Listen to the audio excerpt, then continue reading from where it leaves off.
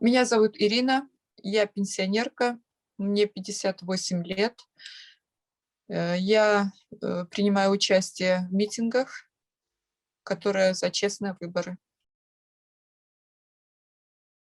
Меня на митингах, где я принимала участие, меня задержали 1 раз и осудили, штраф. Я получила штраф. 2 раз меня задержали и сломали мне при задержании руку. Тоже осудили. Я получила большой штраф, который в 3 раза превышает мою пенсию. А, вот таким образом.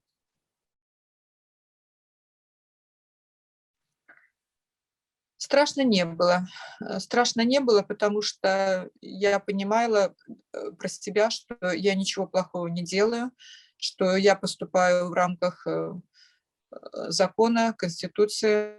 Конституцией мне дано право высказывать свое мнение, я его высказывала. Я ничего плохого не делала, поэтому мне не было страшно. Хочу поделиться историей, чтобы люди понимали, что, это все серьезно, что, теперешняя, государственная машина, она перемалывает людей и задерживает безосновательно, э, задерживает людей, делает из них инвалидов, эм, принуждает, одних людей принуждает, пытать и, избивать других людей.